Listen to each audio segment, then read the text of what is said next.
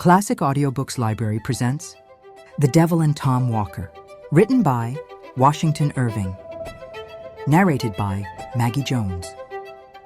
Where in the world are you listening from? Please share by dropping your city or country in the comments below.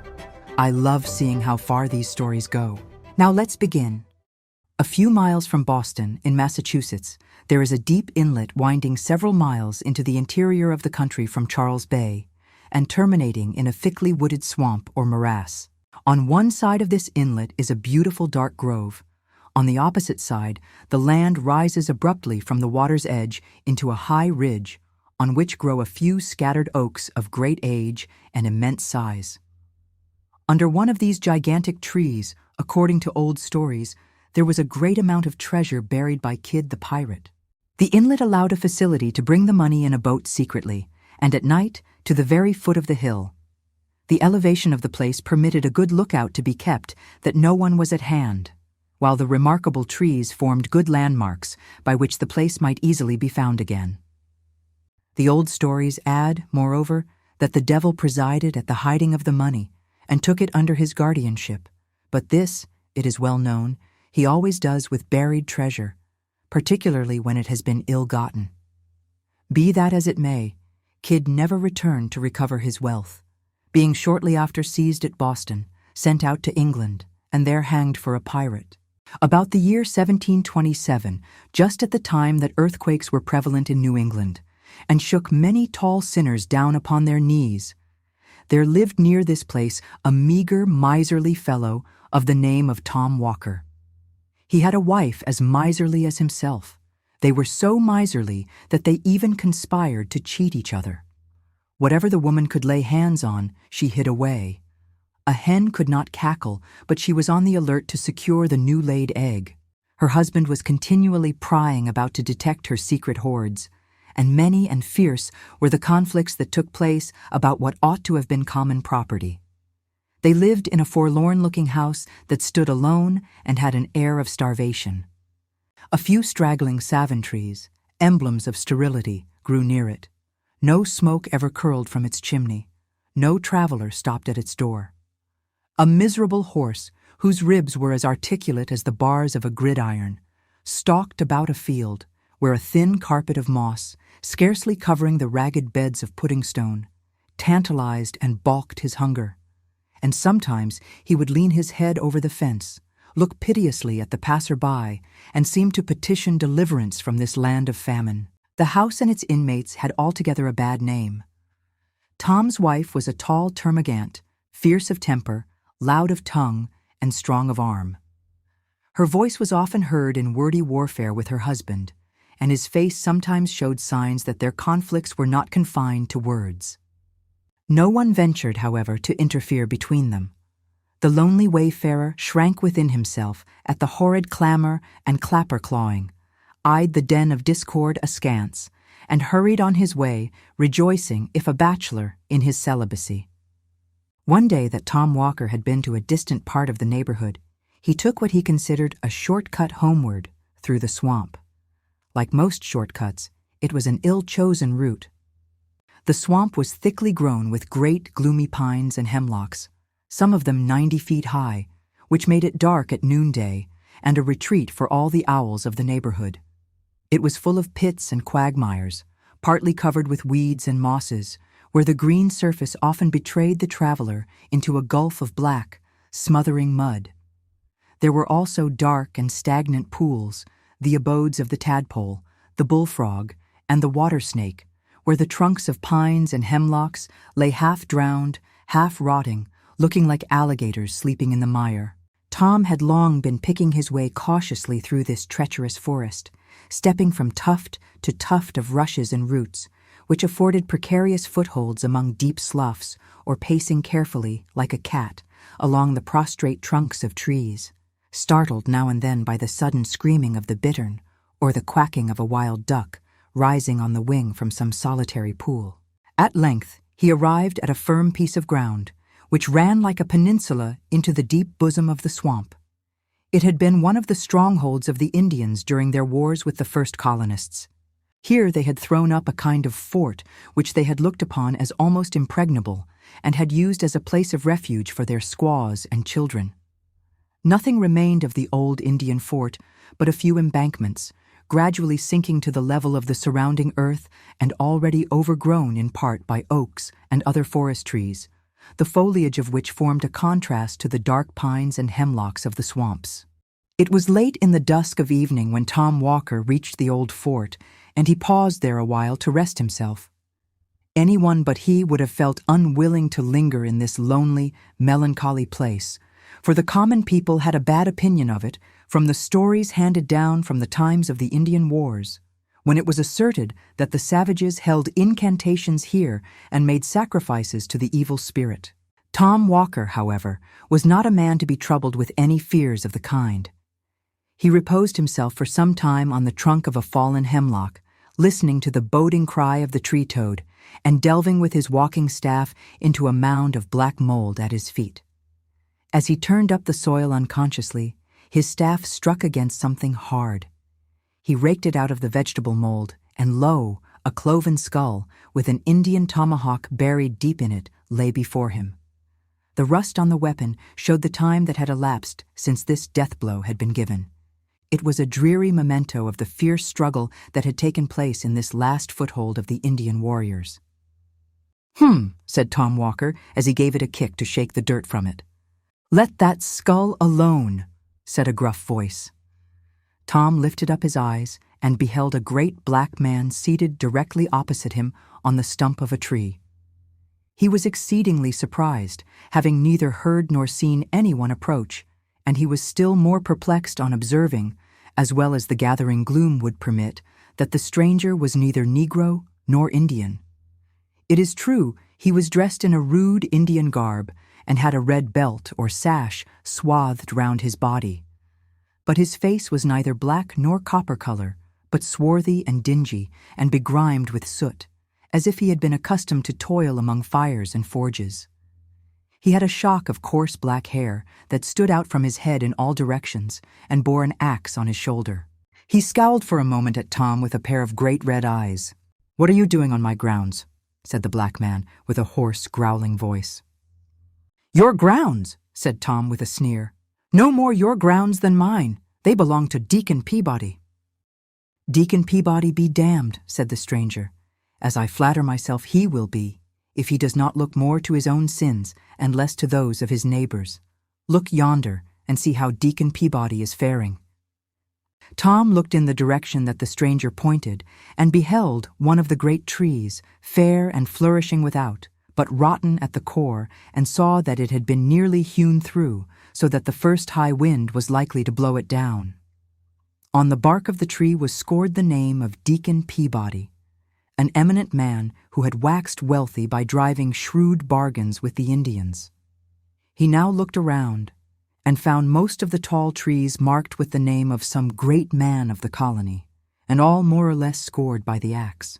The one on which he had been seated, and which had evidently just been hewn down, bore the name of Crowninshield, and he recollected a mighty rich man of that name who made a vulgar display of wealth, which it was whispered he had acquired by buccaneering. "He's just ready for burning," said the black man with a growl of triumph. "You see, I am likely to have a good stock of firewood for winter." "But what right have you," said Tom, "to cut down Deacon Peabody's timber?"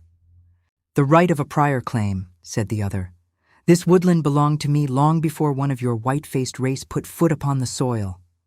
"And pray, who are you, if I may be so bold?" said Tom. "Oh, I go by various names. I am the wild huntsman in some countries, the black miner in others. In this neighborhood I am known by the name of the Black Woodsman. I am he to whom the red men consecrated this spot, and in honor of whom they now and then roasted a white man by way of sweet-smelling sacrifice. Since the red men have been exterminated by you white savages, I amuse myself by presiding at the persecutions of Quakers and Anabaptists. I am the great patron and prompter of slave dealers and the grand master of the Salem witches. The upshot of all which is that, if I mistake not," said Tom sturdily, "you are he commonly called Old Scratch." The "The same, at your service," replied the black man with a half-civil nod. Such was the opening of this interview, according to the old story, though it has almost too familiar an air to be credited. One would think that to meet with such a singular personage in this wild, lonely place would have shaken any man's nerves. But Tom was a hard-minded fellow, not easily daunted, and he had lived so long with a termagant wife that he did not even fear the devil. It is said that after this commencement they had a long and earnest conversation together as Tom returned homeward. The black man told him of great sums of money buried by Kidd, the pirate under the oak trees on the high ridge, not far from the morass. All these were under his command and protected by his power, so that none could find them but such as propitiated his favor. These he offered to place within Tom Walker's reach, having conceived an especial kindness for him, but they were to be had only on certain conditions. What these conditions were may be easily surmised, though Tom never disclosed them publicly. They must have been very hard, for he required time to think of them, and he was not a man to stick at trifles when money was in view. When they had reached the edge of the swamp, the stranger paused. "What proof have I that all you have been telling me is true?" said Tom. "There's my signature," said the black man, pressing his finger on Tom's forehead. So saying, he turned off among the thickets of the swamp and seemed, as Tom said, to go down, down, down, into the earth, until nothing but his head and shoulders could be seen, and so on, until he totally disappeared. When Tom reached home, he found the black print of a finger burned, as it were, into his forehead, which nothing could obliterate.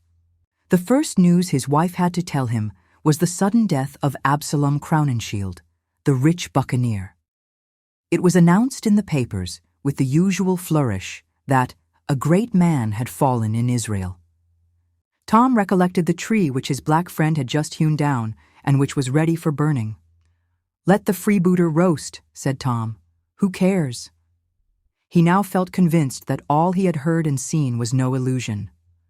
He was not prone to let his wife into his confidence, but as this was an uneasy secret, he willingly shared it with her.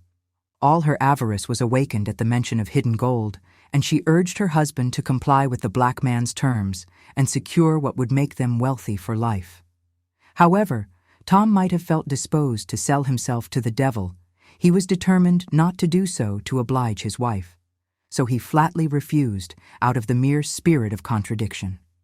Many and bitter were the quarrels they had on the subject, but the more she talked, the more resolute was Tom not to be damned to please her. At length she determined to drive the bargain on her own account, and if she succeeded, to keep all the gain to herself. Being of the same fearless temper as her husband, she set off for the old Indian fort toward the close of a summer's day. She was many hours absent. When she came back, she was reserved and sullen in her replies. She spoke something of a black man whom she had met about twilight hewing at the root of a tall tree. He was sulky, however, and would not come to terms. She was to go again with a propitiatory offering, but what it was she forbore to say. The next evening she set off again for the swamp, with her apron heavily laden. Tom waited and waited for her, but in vain. Midnight came, but she did not make her appearance. Morning, noon, night returned, but still she did not come. Tom now grew uneasy for her safety, especially as he found she had carried off in her apron the silver teapot and spoons, and every portable article of value. Another night elapsed, another morning came, but no wife. In a word, she was never heard of more. What was her real fate nobody knows, in consequence of so many pretending to know. It is one of those facts which have become confounded by a variety of historians. Some asserted that she lost her way among the tangled mazes of the swamp and sank into some pit or slough. Others, more uncharitable, hinted that she had eloped with the household booty and made off to some other province, while others surmised that the tempter had decoyed her into a dismal quagmire, on the top of which her hat was found lying. In confirmation of this, it was said a great black man, with an axe on his shoulder, was seen late that very evening coming out of the swamp, carrying a bundle tied in a check apron, with an air of surly triumph. The most current and probable story, however, observes that Tom Walker grew so anxious about the fate of his wife and his property that he set out at length to seek them both at the Indian fort. During a long summer's afternoon, he searched about the gloomy place, but no wife was to be seen. He called her name repeatedly, but she was nowhere to be heard. The bittern alone responded to his voice as he flew screaming by, or the bullfrog croaked dolefully from a neighboring pool. At length, it is said, just in the brown hour of twilight, when the owls began to hoot and the bats to flit about, his attention was attracted by the clamor of carrion crows hovering about a cypress tree. He looked up and beheld a bundle tied in a check apron and hanging in the branches of the tree, with a great vulture perched hard by, as if keeping watch upon it. He leaped with joy, for he recognized his wife's apron and supposed it to contain the household valuables. "Let us get hold of the property," said he consolingly to himself, "and we will endeavor to do without the woman." As he scrambled up the tree, the vulture spread its wide wings and sailed off, screaming, into the deep shadows of the forest. Tom seized the checked apron, but, woeful sight, found nothing but a heart and liver tied up in it. Such, according to this most authentic old story, was all that was to be found of Tom's wife. She had probably attempted to deal with the black man, as she had been accustomed to deal with her husband. But though a female scold is generally considered a match for the devil, yet in this instance she appears to have had the worst of it. She must have died game, however, for it is said Tom noticed many prints of cloven feet deeply stamped about the tree, and found handfuls of hair that looked as if they had been plucked from the coarse black shock of the woodsman. Tom knew his wife's prowess by experience. He shrugged his shoulders as he looked at the signs of fierce clapper-clawing. "Egad," said he to himself, "Old Scratch must have had a tough time of it." Tom consoled himself for the loss of his property with the loss of his wife, for he was a man of fortitude. He even felt something like gratitude toward the black woodsman, who, he considered, had done him a kindness. He sought, therefore, to cultivate a further acquaintance with him, but for some time without success. The old black legs played shy, for whatever people may think, he is not always to be had for the calling. He knows how to play his cards when pretty sure of his game. At length, it is said, when delay had whetted Tom's eagerness to the quick and prepared him to agree to anything rather than not gain the promised treasure, he met the black man one evening in his usual woodsman's dress, with his axe on his shoulder, sauntering along the swamp and humming a tune. He affected to receive Tom's advances with great indifference, made brief replies, and went on humming his tune. By degrees, however, Tom brought him to business, and they began to haggle about the terms on which the former was to have the pirate's treasure. There was one condition which need not be mentioned, being generally understood in all cases where the devil grants favors. But there were others about which, though of less importance, he was inflexibly obstinate. He insisted that the money found through his means should be employed in his service. He proposed, therefore, that Tom should employ it in the black traffic, that is to say, that he should fit out a slave ship. This, however, Tom resolutely refused. He was bad enough in all conscience, but the devil himself could not tempt him to turn slave trader. Finding Tom so squeamish on this point, he did not insist upon it, but proposed instead that he should turn usurer, the devil being extremely anxious for the increase of usurers, looking upon them as his peculiar people. To this no objections were made, for it was just to Tom's taste. "You shall open a broker's shop in Boston next month," said the black man. "I'll do it tomorrow if you wish," said Tom Walker. "You shall lend money at 2% a month." "Egad, I'll charge 4, replied Tom Walker. "You shall extort bonds, foreclose mortgages, drive the merchants to bankruptcy." "I'll drive them to the devil," cried Tom Walker. "You are the usurer for my money," said Blacklegs with delight. "When will you want the rhino?" "This very night." "Done," said the devil. "Done," said Tom Walker. So they shook hands and struck a bargain. A few days' time saw Tom Walker seated behind his desk in a counting house in Boston. His reputation for a ready-moneyed man who would lend money out for a good consideration soon spread abroad. Everybody remembers the time of Governor Belcher, when money was particularly scarce. It was a time of paper credit. The country had been deluged with government bills. The famous land bank had been established. There had been a rage for speculating. The people had run mad with schemes for new settlements, for building cities in the wilderness. Land jobbers went about with maps of grants and townships and Eldorados, lying nobody knew where, but which everybody was ready to purchase. In a word, the great speculating fever which breaks out every now and then in the country had raged to an alarming degree, and everybody was dreaming of making sudden fortunes from nothing. As usual, the fever had subsided, the dream had gone off, and the imaginary fortunes with it. The patients were left in doleful plight, and the whole country resounded with the consequent cry of hard times. At this propitious time of public distress did Tom Walker set up as usurer in Boston. His door was soon thronged by customers. The needy and adventurous, the gambling speculator, the dreaming land jobber, the thriftless tradesman, the merchant with cracked credit, in short, everyone driven to raise money by desperate means and desperate sacrifices hurried to Tom Walker.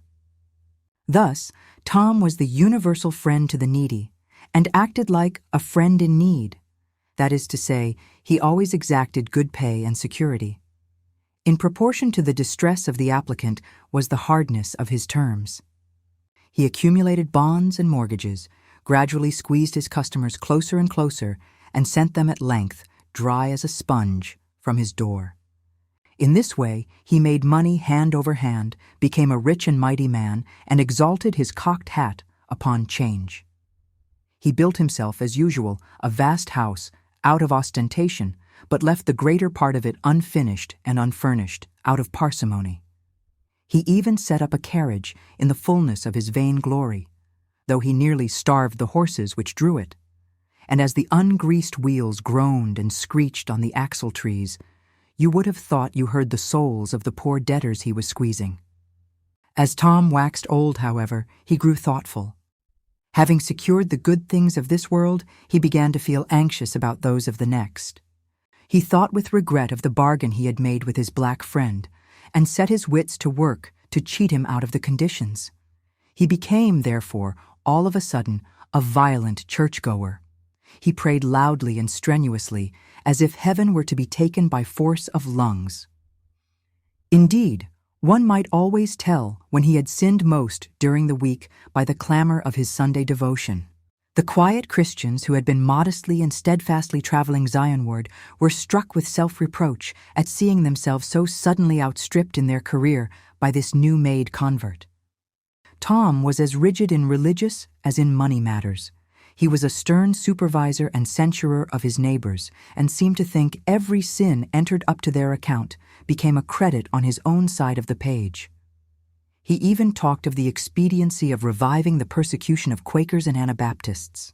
In a word, Tom's zeal became as notorious as his riches. Still, in spite of all this strenuous attention to forms, Tom had a lurking dread that the devil, after all, would have his due. That he might not be taken unawares, therefore, it is said he always carried a small Bible in his coat pocket. He had also a great folio Bible on his counting-house desk, and would frequently be found reading it when people called on business. On such occasions, he would lay his green spectacles in the book to mark the place, while he turned round to drive some usurious bargain. Some say that Tom grew a little crack-brained in his old days, and that, fancying his end approaching, he had his horse new-shod, saddled and bridled, and buried with his feet uppermost, because he supposed that at the last day the world would be turned upside down, in which case he should find his horse standing ready for mounting, and he was determined at the worst to give his old friend a run for it. This, however, is probably a mere old wives' fable. If he really did take such a precaution, it was totally superfluous. At least so says the authentic old legend, which closes his story in the following manner. One hot summer afternoon in the dog days, just as a terrible black thundergust was coming up, Tom sat in his counting-house, in his white linen cap and India silk morning gown. He was on the point of foreclosing a mortgage by which he would complete the ruin of an unlucky land speculator for whom he had professed the greatest friendship. The poor land jobber begged him to grant a few months' indulgence. Tom had grown testy and irritated and refused another delay. "My family will be ruined and brought upon the parish," said the land jobber. "Charity begins at home," replied Tom. "I must take care of myself in these hard times." "You have made so much money out of me," said the speculator. Tom lost his patience and his piety. "The devil take me," said he, "if I have made a farthing." Just then there were 3 loud knocks at the street door. He stepped out to see who was there. A black man was holding a black horse, which neighed and stamped with impatience. "Tom, you're come for," said the black fellow gruffly. Tom shrank back, but too late. He had left his little Bible at the bottom of his coat pocket and his big Bible on the desk, buried under the mortgage he was about to foreclose. Never was sinner taken more unawares. The black man whisked him like a child into the saddle, gave the horse the lash, and away he galloped, with Tom on his back, in the midst of the thunderstorm. The clerks stuck their pens behind their ears and stared after him from the windows. Away went Tom Walker, dashing down the streets, his white cap bobbing up and down, his morning gown fluttering in the wind, and his steed striking fire out of the pavement at every bound. When the clerks turned to look for the black man, he had disappeared. Tom Walker never returned to foreclose the mortgage. A countryman who lived on the border of the swamp reported that in the height of the thunder gust, he had heard a great clattering of hooves and a howling along the road, and running to the window caught sight of a figure, such as I have described, on a horse that galloped like mad across the fields, over the hills, and down into the black hemlock swamp toward the old Indian fort, and that shortly after a thunderbolt falling in that direction seemed to set the whole forest in a blaze. The good people of Boston shook their heads and shrugged their shoulders, but had been so much accustomed to witches and goblins and tricks of the devil in all kinds of shapes from the first settlement of the colony, that they were not so much horror-struck as might have been expected. Trustees were appointed to take charge of Tom's effects. There was nothing, however, to administer upon. On searching his coffers, all his bonds and mortgages were reduced to cinders.